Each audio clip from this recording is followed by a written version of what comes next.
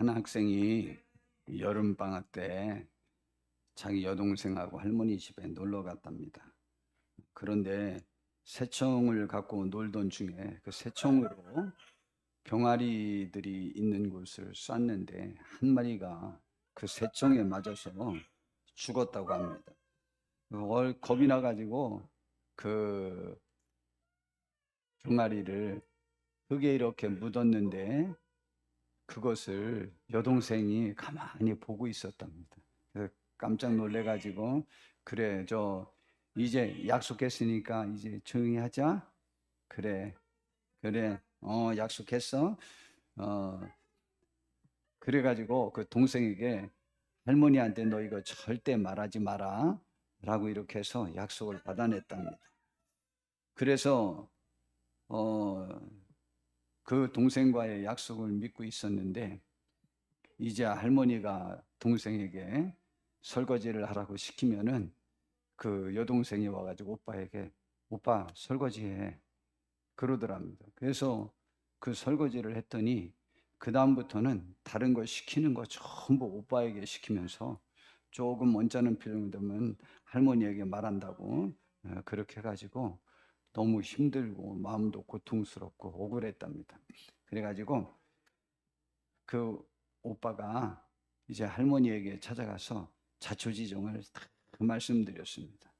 그리고 내가 좀 너무 억울하고 또 그래서 용서도 구하니까 용서 좀 해달라고 그렇게 했답니다. 그러자 그 할머니는 손자가 새총으로 병아리를 죽이고 흙에 묻는 것을 그때 당시에 창가에서 다 보았다고 하시면서 용서해 주시고 자유를 주셨다고 합니다. 성도 여러분, 믿음이란 무엇이라고 생각하십니까?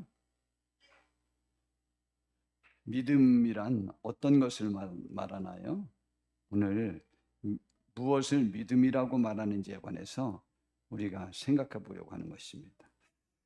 그래서 오늘 하나님은 나에게 무엇을 상으로 주실 것인가? 라고 하는 문제가 당신에게 우리는 무슨 상을 하나님이 주실 것이라고 생각하십니까? 라는 거죠. 그리고 믿음이란 무엇을 믿는 것인가? 라고 하는 주제로 오늘 말씀을 전하려고 해요. 그런데 특별히 오늘은 믿음과 상과의 상관관계에 대해서 우리 생각해 보려고 하는 것입니다. 믿음이란 어떤 것을 말하나요? 무엇을 믿음이라고 말할까요? 우리는 모든 신앙생활은 믿음으로만 가능합니다. 믿음이라고 하는 가치가 얼마나 중요한지 그래서 히브리서 11장 1절 오늘 본문에 보니까 믿음은 바라는 것들의 실상이 되고 보이지 않는 것들의 증거가 된다는 것입니다. 그러므로 우리 믿음의 사람은 보이지 않는 삶에 관한 것을 믿음의 가치로 그것이 실제적으로 존재한다고 믿고 그리고 그 믿음으로 말미암아 보이지 않는 것에 대한 증거를 갖고 있습니다. 우리가 지금 부산을 가려고 가는 여기서 출발해서 간다고 합시다. 부산이 안 보입니다. 그런데도 불구하고 내비게이션이 혹은 이정표가 내가 아는 길로 가면 되는 겁니다. 안 보여도. 그 믿음이에요. 그 알기 때문입니다. 여러분, 믿음은 바라는 것들의 실제 존재하는 것으로 느껴지는 거예요. 그리고 보이지 않는 많은 것들에 대한 확실한 증거가 믿음으로 말미암아 얻게 되는 거예요. 그래서 믿음의 선배들, 선진들은 이로써 믿음으로써 증거를 얻고 그들의 삶을 살았다고 말합니다. 그리고 두 번째, 모든 세계가 하나님의 말씀으로 지어진 줄을 알 수 있는 유일한 방법이 바로 믿음입니다. 세상이 하나님의 말씀으로 말미암아 지어진 것을 과학으로 증명하기가 굉장히 어렵습니다. 그런데 이것을 믿을 수 있는 것은 믿음으로 말미암아 그것이 믿어지는 거예요. 그래서 3절에 믿음으로 모든 세계가 하나님의 말씀으로 지어진 줄을 우리가 아나니 보이는 것은 나타난 것으로 말미암아 된 것이 아닌 거죠. 여러분, 세상이 이렇게 우주가 이렇게 창조된 것이 그게 얼마나 큰지 압니까? 그것을 누가 어떤 질량을, 어떤 물질을 가지고, 어떤 에너지를 가지고 그것을 만들었다고 한번 생각해 보십시오. 이것은 어떠한 힘으로도 불가능합니다. 하나님이 계시지 않고는 이것이 만들어질 수 없는 것이죠. 그러므로 우리는 믿음으로 모든 세계가 하나님의 말씀으로 지어진 줄을 알게 되는 거죠. 거기에 제공하는 이론이 보이는 것들은 보이지 않는 것들로 인하여 만들어졌다는 것이죠. 하나님은 보이지 않습니다. 하나님은 말씀으로 지으셨다고 말합니다. 어떤 물질로 그것을 만든 것이 아닙니다. 어떤 에너지로 만든 것이 아닙니다. 다만 하나님이 만들 의지를 가지시고 말씀으로 만드셨음을 성경은 말해주고 있습니다. 그 다음에 세 번째, 하나님이 받으시는 제사를 드리고 하나님이 받으시는 예물을 드릴 수 있는 것이 믿음입니다. 믿음이 없으면 하나님이 기뻐하시는 그 제사를 드릴 수가 없고, 믿음이 없으면 하나님이 기뻐하는 그 예물을 드릴 수가 없습니다. 그러므로 제사를 드리고 예물을 드리는 것도 믿음의 행위이고, 또 믿음의 행위 중에 특별히 하나님이 받으시는 제사, 받으시는 예물을 드릴 수 있는 것도 믿음의 가치 때문입니다. 믿음은 다른 말로 바꾸면 하나님을 사랑하는 것일 수도 있어요. 그러므로 우리가 예배를 드리고 거기에 예물을 드리는 것은 그가 믿음이 있기 때문입니다. 그 다음에 하나님이 기쁘시게 할 수 있는, 하나님을 기쁘시게 할 수 있는 유일한 것이, 성도님들, 믿음이 아니고는 하나님을 기쁘시게 할 수 없습니다. 이거는 절대 불가능합니다. 믿음은 하나님을 믿는 또 다른 모습이 마음 상태로서 그것이 하나님을 향한 사랑일 수 있겠죠. 그 사랑, 하나님에 대한 사랑, 그 사랑이 우리를 이끄는 것입니다. 그 사랑으로 말미암아 우리는 하나님을 기쁘시게 해드릴 수 있는 거죠. 그래서 그 4절에 보니까 믿음으로 에녹은 죽음을 보지 않고 옮겨졌으니 하나님이 그를 옮기심으로 다시 보이지 아니하셨느니라. 그는 옮겨지기 전에 하나님을 기쁘시게 하는 자라는 증거를 받았다고 이렇게 말합니다. 여러분, 그 제사를 드리는 것도, 가인보다 아벨이 더 나은 제사를 드린 것도 믿음 때문이라고 말하고, 또한 에녹이 이 세상에서 사는 동안에 하나님을 기쁘시게 하다가 하나님 나라로 가게 된 것, 죽지 않고 옮겨진 것은 믿음 때문에 가능했다고 말합니다. 그래서 이 믿음의 행위를, 믿음을 가지고 있었던 에녹이 어떻게 살았는지 창세기 5장 24절에는 그때 현장의 그 사건을 기록할 때는 에녹이 하나님과 동행하더니 하나님이 그를 데려가심으로 세상에 있지 아니했다고 했습니다. 동행했어요. 동행이라고 하는 것은 뜻이 같고 마음이 같고 목적이 같고 다 같았기 때문에 동행이 가능했던 것입니다. 이 에녹이 하나님과 동행할 수 있었던 것은 믿음 때문이었고, 그 믿음 때문에 하나님을 기쁘시게 해드릴 수 있는 것이죠. 그래서 6절에 보니까 믿음이 없이는 하나님을 기쁘시게 할 수 없습니다. 우리가 하나님의 사람이라면 믿음이 있어야 됩니다. 이 믿음이 없으면 하나님을 기쁘시게 못해요.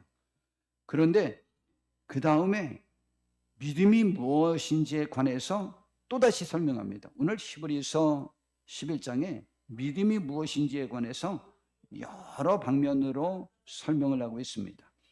그런데 오늘 6절에는 믿음이 뭐냐, 하나님을 기쁘시게 할 수 있는 믿음을 지닌 사람의 특질이 뭐냐, 두 가지를 말하는데, 하나님께 나아가는 자는 반드시 그가 계신 것을 믿어야 됩니다. 우리는 하나님이 계신 것을 많은 사람이 믿습니다. 우리는 하나님이 계시다는 것을 믿고 있고, 심지어는 하나님이 우리를 위해서 예수님을 주셔서 우리가 구원받을 수 있다는 것도 믿습니다. 그런데 여기에서 구원이라는 표현으로 하지 않고 그 다음 절에는 또한 그가 자기를 찾는 자들에게 상 주시는 이심을 믿어야 될지니라 라고 할지니라 라고 이렇게 말씀해 주고 있습니다. 구원받을 것이다 라는 표현 대신 상이라는 표현을 냈습니다. 더 좀 포괄적일 수 있겠죠. 더 포괄적인 것. 우리가 어떤 언어 표현을 할 때 주 예수보다도 귀한 분은 없네라고 전번 찬송은 그렇게 했습니다. 근데 새 찬송가에서는 그 분은 없네라는 말을 주 예수보다도 귀한 것은 없네라고 했습니다. 것 속에는 분도, 사람도 표현되고 세상의 모든 가치가 다 포함이 됩니다. 그래서 여하튼 이 세상에 예수님보다 귀한 가치를 견줄 만한 사람, 물질, 혹은 어떠한 일, 어떠한 것도 없다라고 하는 표현과 같습니다. 이 상은 많은 것을 포함합니다. 물론 상 중에 제일은 우리에게 주시기로 하나님이 약속한 제일 큰 상은 그것은 구원의 상이죠. 그보다 뭐 더 큰 상은 없겠죠. 여하튼 그래서 오늘은 우리 주제가 무엇이냐? 우리는 오늘 믿음과 하나님이 주시는 상과의 연관성에 대해서 알아보려고 하는 것입니다. 믿음과 상, 이 연관성이 어떻게 되어 있는지, 그것을 이제 제 질문으로 한번 좀 표현을 해본다면, 우리는 이 시간 하나님이 주시는 상을 받길 원하십니까? 또 우리는 이 시간 하나님이 나에게 어떤 상을 주시기를 원하십니까? 우리는 이 시간 하나님이 나에게 어떤 상을 주실 것이라고 생각하시고 확신하시는 것이 있습니까? 그런데 오늘 믿음은 하나님을 찾는 자들에게, 하나님을 찾는 것은 하나님께 도움을 청하고 하나님 앞에 그것을 구하고 하나님을 축복을 줄 대상이라고 인정하며 그분께 도움을 청하고 그 상을 받기 위해 노력하는 그러한 사람들에게는 하나님이 상 주시는 이심을 믿어야 될 것이다 라고 말하고 있습니다. 그럼 자기를 찾는 자들에게 하나님이 상 주시는 것을 믿는다라고 하는 것은 또 다른 말로 바꾸면 우리는 내가 하나님을 찾을 때 그것에 대한 확신이 있다는 거죠. 이게 믿음이라는 거죠. 야고보서에서는 믿음이 없이 간구하는 것에 관해서 바람에 나는 갈대와 같다고 그랬습니다. 흔들리는 그 믿음은 응답받을 수 없고 그것은 믿음이 아니라고 말했습니다. 저도 구하면서도 하나님이 응답을 주실지 안 주실지에 관해서 어떤 것은 의문이 들 때도 있습니다. 그런 것들은 십중팔구 잘 이루어지지 않습니다. 더 많이 기도해야 되고 믿음이 들을 때까지 기도해야 되는 것들을 경험해 왔습니다. 우리는 오늘 이 시간 하나님이 나에게 상 주실 거라고 믿으십니까? 혹은 믿는다면 어떤 것을 하나님이 주실 것이라고 확신하십니까? 세계에서 가장 권위 있는 상은 노벨상이라고 합니다. 우리도 대부분 그렇게 알고 계실 겁니다. 근데 노벨상은 물리학, 화학, 생리의학, 문학, 평화, 경제 분야에서 인류에 큰 공헌을 한 개인이나 단체에게 수여됩니다. 그러니까 그것이 영향력이 있는 거예요. 물론 액수도 크지만 여하튼 그러한 구체적으로 인류에게 공헌했다고 많은 사람이 인정되는 사람에게 주는 거죠. 그러니까 그거는 명예와 부 같이 이렇게 주어지는 것이니까 참 좋죠. 이 상은 1901년부터 매년 수여되고 있으며 수상자들은 스웨덴과 노르웨이에서 시상을 통해 상을 받습니다. 이게 얼마인지도 좀 알아볼 걸 내가 안 알아보고 나왔네. 자, 여하튼 이게 노벨상이에요. 그리고 노벨상 외에도 권위 있는 상으로는 풀리처상, 언론 및 문학 부분의 상이랍니다. 그 다음에 아카데미상, 영화 분야, 그래미상, 음악 분야 등이 있습니다. 우리 성도님들은 어떤 부분에서 상 받을 거라고 생각하십니까? 혹시 노벨상에 대한 기대를 갖고 큰 꿈을 품었던 분들 계십니까? 제가 알기로는 여기 오늘 예배하는 우리 성도님들 중에는 10중팔구 노벨상의 목표를 갖고 있는 분이 안 계실 거라. 10중팔구가 뭐예요? 한 90% 이상은 노벨상에 대한 목적이 없었을 것입니다. 왜냐하면 내가 그것을 이룰 수도 없고 또 우리들에게 이렇게 근접하게 있는 부분이 어떤 사람들에게는 아니기 때문입니다. 그런데 하나님이 우리들에게 상을 주시기로 약속하셨습니다. 그런데 그 상에 관해서는 우리는 어떻게 생각하고 있습니까? 노벨상의 창시자인 알프레드 노벨이라는 사람은 우리가 아는 대로 직접 개발한 발명품이 굉장히 많아서 350여 개나 되어 있는데 그 중에 가장 대표적인 것이 그 다이너마이트였습니다. 근데 이 다이너마이트는 방산업에 사용되어 인류의 발전에 기여하기도 했지만 전쟁의 무기로 사용되어 수많은 사람의 목숨을 빼앗기도 했습니다. 이 때문에 노벨은 죽음의 상인이라는 끔찍한 별명까지 얻었습니다. 자신이 발명한 다이너마이트가 사람의 목숨을 빼앗아 죄책감을 느낀 노벨은 인류의 행복과 발전을 위해 자신의 유산을 기부했습니다. 그는 인류에게 위대한 공헌을 한 사람을 위해 나의 모든 재산을 써주시오, 그들에게 상과 상금을 주시오라는 유언을 남겼다고 합니다. 우리에게 있어서 그러면 하나님은 어떤 분입니까? 우리는 로또를 기대하는 분은 좀 계실 것 같습니다. 그래서 이왕이면 한 2년 동안 유찰되다가 수백억 이렇게 타는 로또에 당첨된다면 얼마나 좋겠습니까?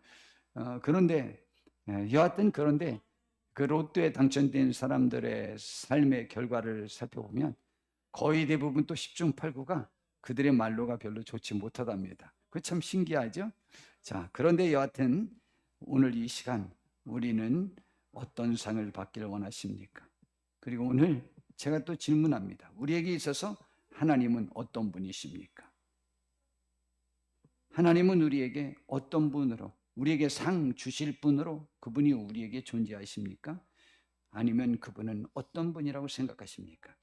아브라함에게 있어서 하나님은 방패와 상금 자체였습니다. 아브라함이 하나님이 복 주신다고 해서 아버지 집과 고향 집과 아버지 집을 떠나서 하나님께서 명령하시는 곳으로 떠났습니다. 하나님이 복 주신다고 해서 떠났는데 복은커녕 자기 조카 롯에 사는 그 소돔과 고모라 성 연합군과 또 다른 연합군과 전쟁이 일어나 가지고 자기 조카 롯이 포로로 잡혀가는 상황이 전개됐습니다. 그러자 아브라함이 어쩔 수 없이 그 전쟁에 자기가 말려들어서 결국은 전쟁에서 승리를 이끌고 롯을 찾아오고 모든 것들을 다시 회복시켰습니다. 그런데 그날 밤에 그가 밖에 나가서 있는데 하나님께서 그에게 말씀하셨습니다. 그 환상 중에 아브라함에게 하나님이 말씀하셨는데, 아브라함아 두려워하지 말라. 전쟁을 치르고 승리했는데 그날 밤에 하나님이 나타나서 두려워하지 말라고 말했습니다. 저는 매번 말씀드리지만 이때 아브라함이 충분히 두려웠을 것 같습니다.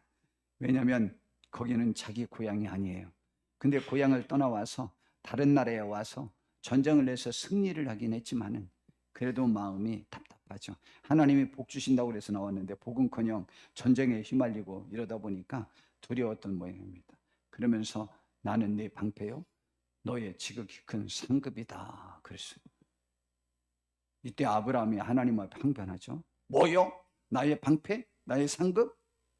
난 자식도 없는데 무슨 상급을 하나님이 주셨습니까? 여러 가지가 이제 불만이죠. 딱 터져나오죠. 야, 너 하늘의 무표를 봐라. 바닷가의 모래알을 봐라. 네가 셀 수 있냐? 이와 같이 내 자손이 많아질 것이다. 그런데 그 말 듣자마자 아브라함은요 믿어버렸어요. 그래서 그가 믿음의 조상이 된 거예요. 그가 하나님을 믿으니 그의 믿음으로 말미암아 그가 의롭다함을 인정받았습니다. 여러분, 이때 하나님이 아브라함에게 말씀하시기를 나는 너의 방패가 되고 너에게 있어서 지극히 큰 상급이 나 자체가 가장 큰 상급이다 라고 이런 말씀을 주셨습니다. 아브라함은 그것을 믿은 거죠. 하나님이 나의 상급이지 내가 다른 어떤 가치가 나의 상급이겠느냐. 다윗 왕에게 있어서는 하나님은 자신의 모든 것이었습니다. 오히려 아브라함도 큰 믿음이지만 다윗은 더 구체적으로 그것을 표현합니다. 다윗은 그 주변의 모든 원수들, 그리고 자기를 죽이려고 하는 사울 왕에게서 그가 완전히 이제 노임을 받고 난 다음에 그가 시편 18편에 자기가 하나님에 대하여 고백을 합니다. 그때 뭐라고 말하냐? 하나님을 정의합니다. 나의 힘이다. 그래서 내가 그분을 나는 사랑한다.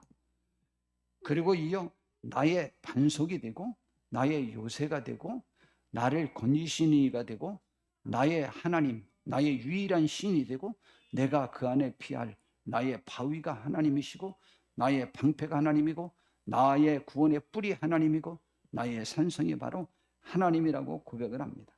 그래서 다윗 왕은 저는 아주 시편 18편 중에 항상 제 마음속을 심장을 들뜨게 하는 그런 표현이 있습니다. 제가 오늘 설교 본문에는 안 넣었는데 시편 오늘 18편 29절부터 보니까 내가 주를 의리하고 적군을 향하여 달리며 내 하나님을 의지하고 담을 뛰어넘나이다. 저는 이 표현을 하나님으로 말미암아 광야를 달린 거죠. 광야 하나님으로 말미암아 인생의 광야길을 충분히 뛰어넘고 충분히 호령하면서 달렸다는 표현이죠. 얼마나 감사한지 모릅니다. 우리는 이러한 하나님을 사랑하고 의지하고 이런 하나님이 나의 하나님이라고 고백할 수 있는 우리가 되길 바랍니다. 그래서 다윗 왕은 시편 39편 7절에 뭐라고 고백을 하냐면 주여 이제 내가 무엇을 바라겠습니까? 나의 소망은 주께 있나이다. 그냥 주님만이 나의 모든 것 됩니다. 난 주님이 저만 함께 하시고 주님이 나의 모든 것 되니까 그러면 모든 것 얻은 것과 상관없습니다. 내가 뭘 바라겠습니까? 저 바라는 거 없습니다. 주님을 바랍니다. 소망은 주님께만 있습니다. 라고 말했습니다. 그 다음에 하나님의 상 중에 가장 중요한 것이 무엇일까라고 한다면 제가 처음에 말씀드렸듯이 역시 그 죄와 사망에서 용서와 구원받는 것입니다. 그래서 우리 사람은 어떠한 특질이 있느냐? 이사야 40장 10절에 보니까 하나님이 말씀하시기를 보라 주 여호와께서 장차 강한 자로 임하실 것이요 친히 그의 발로 다스릴 것이라. 보라 상급이 그에게 있고 보응이 그의 앞에 있다. 하나님은 상도 주고 벌도 줄 것이다. 그분이 그것의 주관자다. 히브리서 9장 27절에 한 번 죽는 것은 사람에게 정해진 것이요 그 외에는 심판이 있다고 했습니다. 누구나 죽습니다. 근데 죽음으로 끝나지 않습니다. 왜 사람이 죽음을 두려워하는지 압니까? 죽음 이후의 세상을 모르기 때문입니다. 아무리 죽음의 세상이 없다고 말한다고 할지라도 죽기 전에 두려워하는 이유는 죽음의 이후의 세상에 대한 나름대로는 인지가 되어지는 거예요. 깨달아지는 거죠. 그리고 두려워하기 시작하는 것입니다. 그런데 반드시 그 다음에 심판이 있다고 했습니다. 그리고 베드로전서 4장 5절에 보니까 그들이 산자와 죽은 자를 심판하기로 예비하신 이에게 자기가 이 세상에서 살았던 것에 대하여 다 사실대로 고할 것이라고 이렇게 말하고 있습니다. 그런데 하나님은 인류를 사랑하셔서 죄로 인한 고통과 사망의 저주에서 해방시키시기로 작정하시고 독생자를 주셔서 대신 죽게 하시고 모든 저주에서 벗어날 수 있는 복, 곧 상을 우리에게 주신 것입니다. 이 부분을 가장 잘 표현한 것 중에 하나가 히브리서 2장 14절 15절입니다. 자녀들은 혈과 육에 속하였음에 그들 또한 같은 모양으로 혈과 육을 함께 지니심은 하나님이 우리 사람 몸을 놓고 이 세상에 오신 이유는 이라는 것이죠. 그렇게 한 이유는 죽음을 통하여 본인의 죽음을 통하여 죽음의 세력을 잡은 자 곧 마귀를 멸하셔가지고 또 죽기를 무서함으로 한평생 그 마귀에게 매여 죄에 매여 종노릇하는 모든 자들을 놓아주려 함이라 구원하려 함이라라고 자유를 주려 함이라고 그렇게 말하고 있습니다. 여러분 사람은 많은 경우 지난 나의 행위에 예속되어 있습니다. 아까 그 오빠가 자기의 잘못 때문에 동생에게 약점 잡혀서 완전히 종노릇했지 않습니까? 하나님은 우리에게 그 죄의 마귀의 그러한 종노릇하는 것에서 자유를 주기 위해서 하나님이 예수님을 주셔서 그 상을 우리에게 주신 것입니다. 그 다음에 천국의 상이 믿는 자들에게 주어집니다. 여러분, 이 구원을 또 다른 더 구체적인 표현을 요한계시록 21장 1절부터에 보니까 내가 새하늘과 새 땅을 보니 처음 하늘과 처음 땅이 없어졌고 바다도 다시 있지 않더라. 새하늘과 새 땅은 천국입니다. 이 땅에는 어떻게든 새하늘과 새 땅이 건설되지 않습니다. 제가 사실은 굉장히 염려했던 한 장소가 있는데, 제가 영종도를 그 인천공항을 가기 위하여 지금 여기 제2 경인고속도로 가는데 거기 말고 저쪽 제1 경인고속도로로 해서 넘어가는 그 영종도 넘어가는 처음 영종대교가 있지 않습니까? 그런데 거기에다가 이렇게 써놨더라고요. 새하늘 새 땅.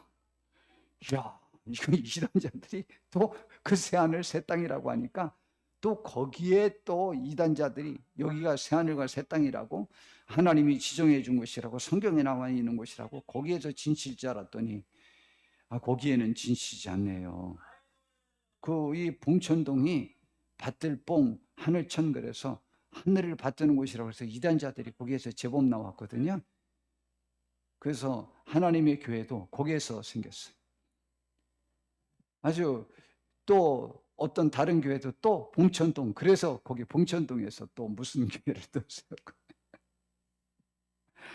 이 이단자들은요 진짜 풀이를 그렇게 좋아해요. 말풀이를 그렇게 좋아해가지고 거기에 요묘한 의미가 있다는 거죠. 새빨간 거짓말입니다. 하여튼 이 땅에 세워지는 하나님의 그 땅, 새하늘과 새 땅이라고 하는 천국이 이 땅에 어느 곳에 세워진다든가 좌우지간 예수님이 어느 곳에 오신다든가, 이제 제가 이 베리칩에 관해서 설교를 안 하려고 했는데 어제도 어느 권사님이 지금 누가 그 베리칩을 어떻게 주장하는지 모르겠다는 거예요.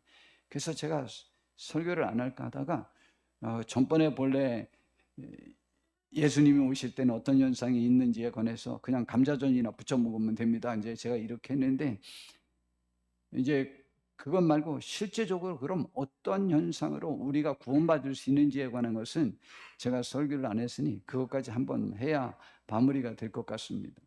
언제 이제 틈나서 한번 설교할 것인데, 하여튼 새하늘과 새 땅은 천국을 말합니다.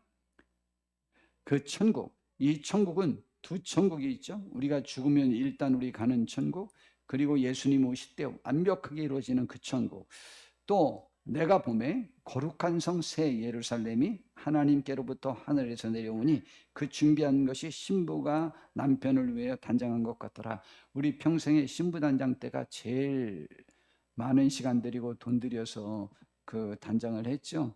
근데 신부 단장한 거 예뻐 보여요?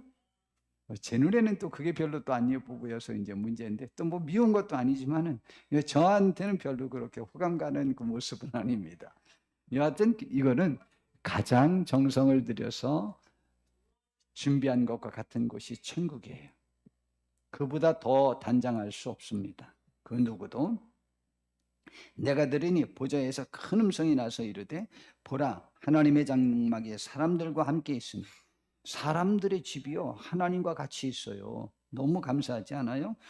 하나님이 그들과 함께 계시리니 그들은 하나님의 백성이 되고 하나님은 친히 그들과 함께 계셔서 모든 눈물을 눈에서 닦아주시는 곳이 천국이에요. 우리의 아픔을 다 씻겨주시는 곳이 천국이에요.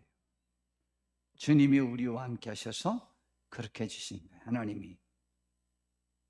그리고 다시는 사망이 없어요. 죽음이 없어요. 거기는. 그리고 다시는 애통하는 것이나 곡하는 것이나 아픈 것이 다시 있지 아니하리니 처음 것들이 다 지나갔기 때문이에요. 그런데 이 모든 그 저주는 다 죄 때문인 것을 우리 알고 있죠. 그러므로 천국은 다른 말로 바꾸면 죄가 없는 곳이요. 그리고 천국의 상에 관해서 바울 사도는 자신이 받을 천국의 상을 확신하면서 디모데후서 3장 6절부터 8절에 이렇게 표현합니다. 전제와 같이 내가 벌써 부어지고, 전제는 하나님 앞에 드려질 제물을 말합니다. 그와 같이 내가 벌써 부어지고 나의 떠날 시각이 가까웠다. 나는 이미 하나님 앞에 다 드려졌다. 하나님이 받으시는 제물로 나를 드렸다. 참 감사하지 않아요?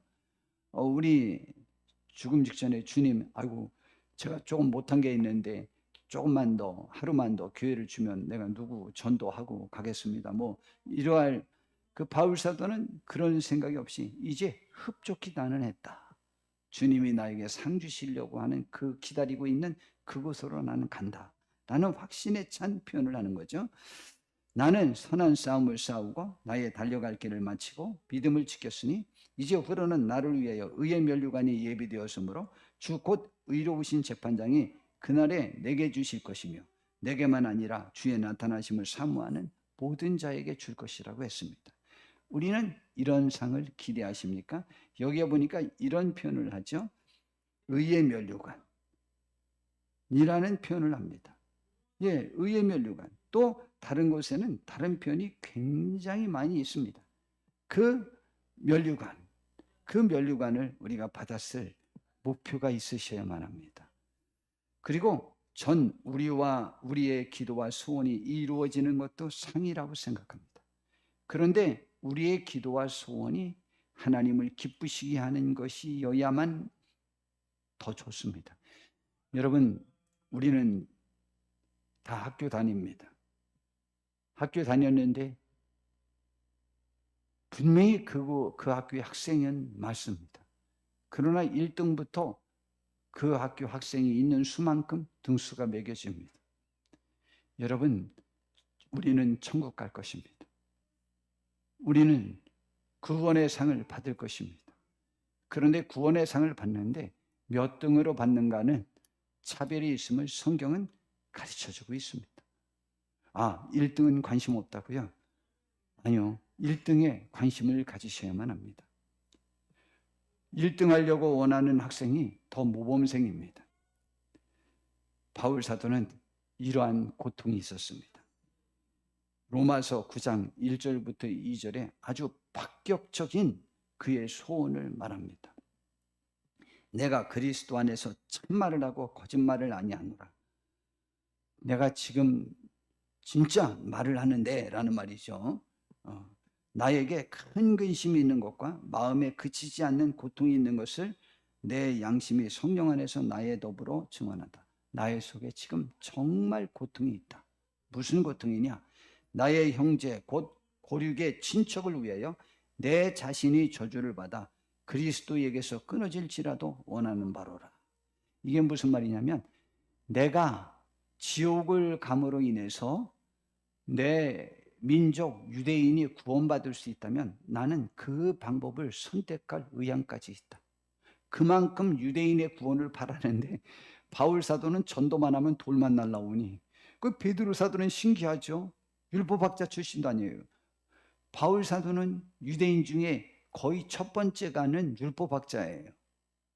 그런데 바울 사도가 말하면 돌만 날라와요. 이상한 거예요. 유대인들에게 안 먹혀요. 그런데 어부 출신인 베드로가 설교하면 막 다 회개해요. 그래서 베드로 사도는 유대인의 사도요, 바울 사도는 이방인의 사도로 하나님이 부르셨다고 하는 것을 바울 사도도 알아요. 이건 베드로도 알아요. 그런데도 불구하고 자기 민족이니까 그 민족의 구원을 위해서 그렇게 아파하는 거예요. 내 민족이 구원받을 수만 있다면 내가 그러고 싶다.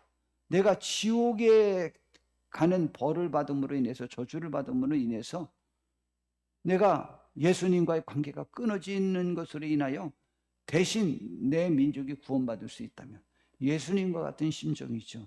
내가 예수님이 십자가 못 박혀 죽으심으로 인해서 인류를 구원하는 거죠. 근데 그것이 모두에게 똑같이 주어지는 것은 아니니까 그거 지금 아파하는 거죠. 그 소원을 갖고 있습니다. 저 바울 사도에게 저것이 이루어진다면 어쩌면 제일 큰 상일 수도 있겠죠. 그러나 천국 가면 이제 위로받고 격려받고 그럴 수는 있겠지만 말입니다. 요한 3서 1장 3절에서 4절에 보니까 여기 요한서신은 사도 요한이 쓴 것입니다. 요한 3서는 가이오라고 하는 장로님 집에서 모이는 그 교회 성도들에게 편지한 겁니다. 형제들이 와서 내게 있는 진리를 증언하되 가이오라는 장로님 얼마나 좋아요. 내가 진리 안에서 행한다 하니 내가 심히 기뻐하노라. 내 자녀들이 진리 안에서 행한다함을 듣는 것보다 더 기쁜 일이 없도다 라고 말했습니다. 성도 여러분, 어제 말고 지난주 우리 청년부 성경부 시간에 우리 종진이 청년이 그럼 목사님은 무슨 상 받길 원해요? 라고 질문하더라고요. 그런데 거기에 관해서는 저는 답이 분명합니다. 왜냐하면 이때 사도 요한이 그 가이오 장로님과 그 가이오 장로님의 교회에 모이는 성도들에게 말하기를 그가 제일 기뻐하는 게 뭐냐? 내가 진리 안에서 행한다 하니 내가 심히 기뻐한다. 그리고 내가 내 자녀들이 나와 함께하는 성도들이 진리 안에서 행한다함을 듣는 것보다 더 기쁜 일이 없다. 이 말은 물질이 나를 더 기쁘게 하는 것이 아니요. 나의 건강이 나를 더 기쁘게 하는 것이 아니요. 내 가족의 어떤 안위가, 내 생명의 안위가 나를 더 기쁘게 하는 것이 아니요. 나에게 있어서 제일 기쁨은, 제일 바라는 것은, 그러면은 하나님이 바울사도에게 상을 준다면 이것을 허락하는 것이 가장 큰 상이고, 사도 요한에게 상을 준다면 이것을 허락하는 것이 가장 좋은 거죠. 가장 기쁜 것은 가장 받고 싶은 상이죠. 그것이 뭐냐? 성도들이 하나님의 말씀대로 행하는 모습, 그것을, 그 소식을 듣는 것이 가장 기쁜 일이다. 근데 저도 이것이 확실히 저에게 있어서 저를 저 자신 같다, 제가 하나님의 사람이다 라고 하는 것을 확증할 수 있는 가장 큰 근거, 제가 저를 용납하고 저를 더 인정할 수 있는 것 중에 하나가 저와 관계됐던 하나님의 사람들이 하나님의 말씀대로 사는 모습을 볼 때, 또 그렇게 산다고 할 때 제가 가장 기쁘고 그것이 가장 하나님의 축복을 받은 것이라고 생각합니다. 그러므로 우리 성도님들이 예수님 안에서 그 말씀의 가치를, 예수님 믿어서 구원받으면 이제 1%한 거예요. 1%. 그 다음에 2가지, 3가지, 4가지, 5가지 성경에 있는 수만 가지 하나님의 약속을, 하나님의 명령을 100% 지키는 사람이 더 훌륭한 신앙인이죠. 어떤 사람은 예수님 믿는 것만 믿어서 천국은 갈 것이, 그건 하나 한 거죠. 우리는 하나에서 벗어나서 10을 하고 20을 하고 30을 하고 70, 80, 90, 100을 할 수 있는 우리 성도님들이 되시기를 진심으로 바랍니다. 성도 여러분, 우리들에게 있어서 상은 무엇입니까? 그러나 이 상에는 주님께서 말씀하시기를 너희는 먹는 것과 마시는 것과 입는 것 구하지 마라. 그건 이방인들이 다 구하는 것이고, 그런데 하나님께서는 너희에게 그것이 필요한 것을 다 안다. 그러므로 너희는 먼저 그의 나라와 그의 의를 구하라고 그랬죠. 그러면서 하물며 너희가 아까지라도 자식에게 좋은 것을 줄 알았는데 하물며 하늘에 계신 하나님 아버지께서 너희들이 구하는 너희에게 좋은 것 주시지 않겠느냐고 말씀하셨습니다. 그러므로 우리는, 하나님은 그렇게 주시니, 또한 로마서에서는 뭐라고 말했냐면 자기 아들을 주시니가 어찌 그와 함께 모든 것을 우리에게 주시지 않겠느냐고 했습니다. 이 모든 것 속에는 모든 것이 포함되어 있습니다. 그렇기 때문에 우리 모든 것 중에 하나님이 구하지 말라고 하는 것에 집중하면서 그 가치에 대해서 우리가 일희일비한다면 우리는 100점짜리 신앙인은 아닌 것이죠. 우리는 100% 신앙인으로 거듭나려고 많이 애쓰고 노력하고 힘쓰고 그 자리에 있어서 하나님이 나에게 주실 상에 관해서 확신할 수 있는 축복이 있기를 진심으로 바랍니다. 중간에 제가 말씀드렸던 것을 다시 한번 질문해 보죠. 우리는 이 시간 하나님이 주시는 상을 진심으로 받기를 원합니까? 하나님의 상에 가치를 부여하고 계십니까? 하나님이 주시는 상에 가치를 부여하는 분들이 이 시간 되시기를 바랍니다. 우리는 이 시간 하나님이 나에게 어떤 상을 주시길 원한다라고 여러분 속에 소원이 있으십니까? 그리고 우리는 이 시간 하나님이 나에게 어떤 상을 주실 것이라고 생각하시고 확신하시는 것이 있으십니까? 그럼 만약 오늘 이 시간 믿음이 뭐냐라고 했을 때 하나님이 계신 것과 그를 찾는 자들에게 상을 주시는 이심을 믿는 자들이 믿음이라고 했으니까 우리는 이 시간 하나님께로부터 받을 상에 관해서 확신이 없으면 우리는 진정한 믿음의 사람이 아니죠. 그 확신이 우리를 이끄는 삶의 원동력이 되셔야만 합니다. 그 상이 오늘 이 시간 우리들에게 하나님으로 말미암아 얻을 상에 관해서 확신하는 것들을 갖고 생활하면서 세상을 이기고 담대히 우리의 삶을 말달릴 수 있는 저와 우리 모두가 되기를 진심으로 바랍니다. 이것은 세상도 이기고 죄도 이기고 모든 것을 이기고 승리할 수 있습니다. 하나님의 위로와 평강과 승리가 큰 믿음이 저와 우리 모두에게 함께 주어지는 축복이 있기를 진심으로 바랍니다. 기도하겠습니다. 주님, 우리를 인도해 주시어서 복 주시옵고 하나님의 영광 가운데 거하는 우리가 꼭 되게 하옵소서. 주여, 우리에게 주실 상이 무엇인지 우리가 알게 하옵시고 그 가운데 확신하게 하옵소서. 예수님의 이름으로